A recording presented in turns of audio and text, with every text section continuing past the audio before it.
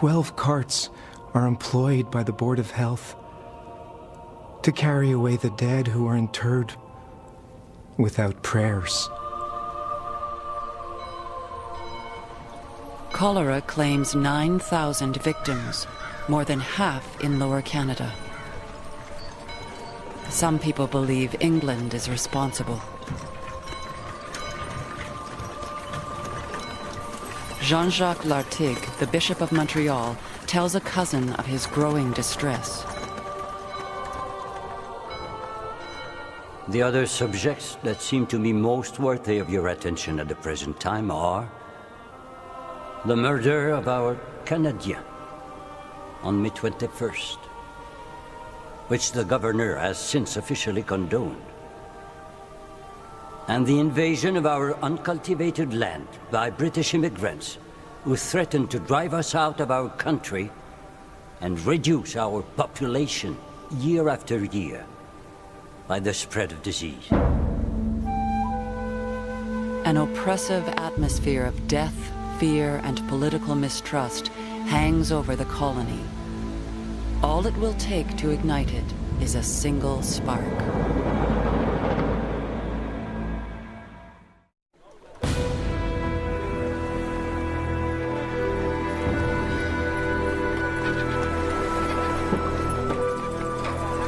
(1834).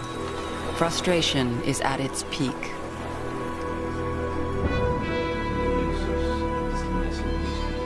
The Patriots control the assembly, but can exercise no real authority. Les Britanniques ont peur de l'Assemblée. Il a dit They draw up a long list of grievances and demands, the 92 resolutions, and send it directly to the government in London.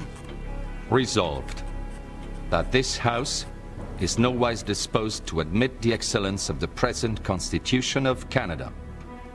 They demand more power for the Assembly and insist that the hated Legislative Council be elected by popular vote.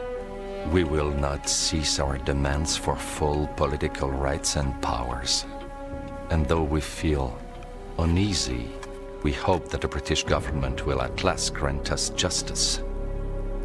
In this hope, we shall do nothing to hasten our separation from the mother country, unless it be to prepare and lead the people towards that day which will know neither monarchy nor aristocracy. United we stand, divided we fall. The English party is up in arms too. John Molson, one of the most powerful businessmen in Montreal, issues a warning to the Patriots. Recent events have roused us to a sense of impending danger. The French party may yet be taught that the majority upon which they count for success will, in the hour of trial, prove a weak defense against the awakened energies of an insulted and oppressed people. Papineau's wife, Julie, describes an atmosphere of menace in Montreal. I harbor no idle fears, but I can appreciate for what they truly are the rage and the hatred that this party bears towards us. I see that our situation is a lamentable one. They seek to prevail at all costs, or trample us. And if we do not have the energy to escape from their power, they will certainly find ways of doing us harm. Disaffection is growing in Upper Canada as well. William Lyon Mackenzie has assembled around him the discontented of the colony. By 1835, he is a member of the Assembly and mayor of the new municipality of Toronto. The population of the city has doubled in 2 years to over 9,000 inhabitants. Like Papineau, Mackenzie draws up a list of demands and sends it to London. The 7th report on grievances categorically condemns the system of colonial government. One great excellence of the English Constitution consists in the limits it imposes on the will of a king by requiring responsible men to give effect to it. In Upper Canada, no such responsibility can exist. The Lieutenant Governor and the British Ministry hold in their hands the whole patronage of the province. They hold the sole domination of the country and leave the representative branch of the legislature powerless. In Halifax, the same battle is being fought. Joseph Howe is elected to the legislature in 1836. I am approaching now the root of all our evils. That gross and palpable defect in our local government. Compared with the British Parliament, this House has absolutely no power. Howe also draws up a list of demands for political change. But he remains a moderate reformer. His loyalist roots prevent him from going as far as Papineau and Mackenzie. I know that I shall hear the cries of republicanism and danger to the Constitution. But the idea of republicanism, of independence, of severance from the mother country never crosses my mind. I wish to live and die a British subject, but not a Briton only in name. In London, the colonial secretary is inundated with demands for reform. But after 3 years of deliberation, Britain's leaders reject the 92 resolutions outright. They are convinced that self-government for their North American possessions would destroy the colonial system and gravely weaken the empire. The authorities in Lower Canada prepare for the worst.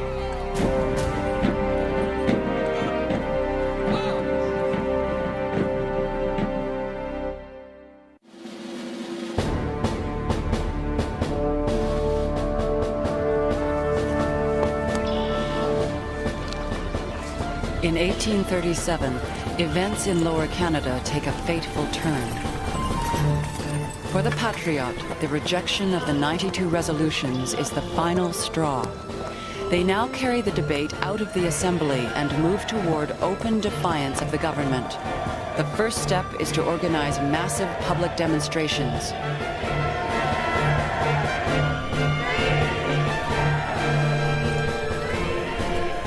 The protest movement reaches its climax that fall at the 6 Counties Assembly.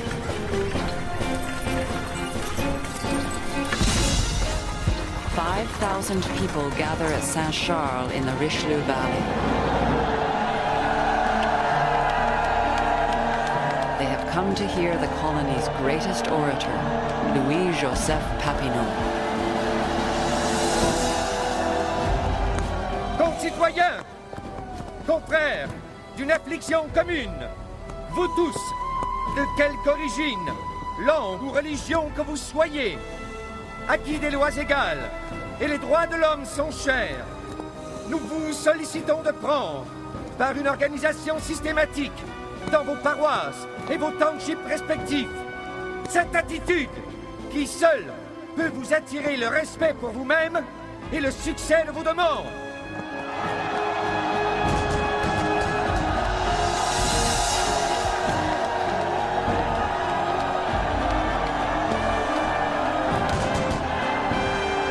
Papineau is emboldened by the groundswell of revolutionary fervor around him.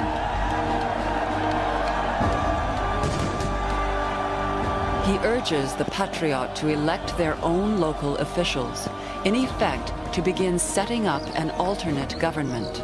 Assemblez-vous et élisez des magistrats pacificateurs, à l'exemple de vos frères réformistes des deux montagnes, pour protéger le peuple contre la vengeance de ses ennemis. Never before has Papineau gone so far. But for the most radical, it is not far enough. Dr. Wilfred Nelson of Saint-Denis, one of the English Canadians to join the Patriot, calls for armed insurrection. Eh bien moi je prétends que le temps est arrivé de faire fondre nos plats et nos cuillères en étain pour en faire des balles. Cyril Hector Côté, a doctor from Napierville, is even more blunt. Moi aussi je prétends que le temps des discours est passé. C'est du plomb qu'il faut envoyer maintenant à nos ennemis.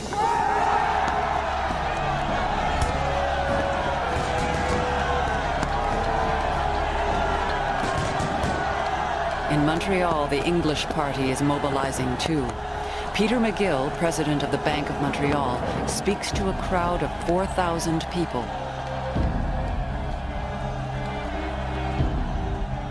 We must admit their constitutional right to meet and discuss, and to petition and remonstrate if they feel or fancy themselves aggrieved. But any and all of them who overstep the bounds prescribed by the laws in doing so, who outrage the feelings of loyal and well-disposed peaceable citizens by overt acts verging on rebellion, ought to be made to understand that such conduct can be no longer tolerated with impunity.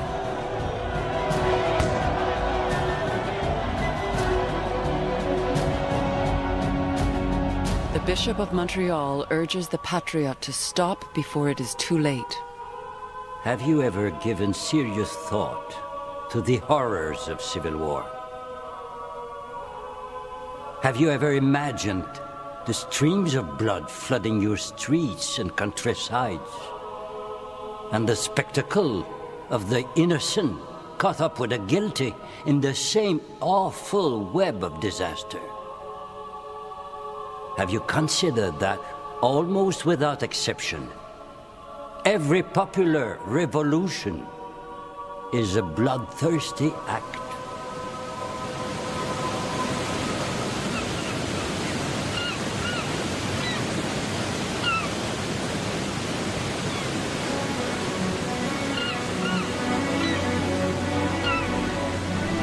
In Upper Canada, Mackenzie gives up all his expectations of Great Britain. London's rejection of the demands of the Patriot is the final blow. People of Upper Canada, Canadians, fellow colonists, behold the oppressors! Inspired by the example of Lower Canada, Mackenzie begins mobilizing his own supporters. If the British Kingdom can tax the people of Lower Canada against their will, they will do so with you when you dare to be free! For weeks, Mackenzie travels the countryside north of Toronto. His message strikes a chord among discontented citizens. They've been demanding schools, roads, and bridges for years, to no avail. Who would not have it said of him that as an Upper Canadian, he died in the cause of freedom? To die fighting for freedom is truly glorious! Would you live and die a slave? Never! Mackenzie is tireless, organizing more than a dozen public meetings and speaking at them all. 3 cheers for Mr. Papineau and his gallant countrymen! Hip hip! Hooray! Hip hip! He wants to convince the government that the people want reform. And now I give you William Lyon Mackenzie! And that they support the Patriot in Lower Canada. People of Upper Canada! People!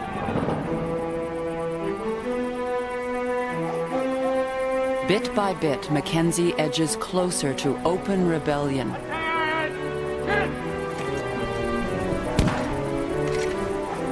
His supporters begin training with weapons. And the authorities are quick to sound the alarm. John Macaulay, the Surveyor General, has little doubt where this will lead. In the rear of the town, the disaffected meet in squads with arms and are drilling, and I have no doubt they are in correspondence with the Lower Canadian malcontents. The time may not be far distant when our muskets may again bear requisition, not in foreign but civil war. The Papineau and Mackenzie faction seem almost infuriated, and I do not see how matters can end but in a resort to arms.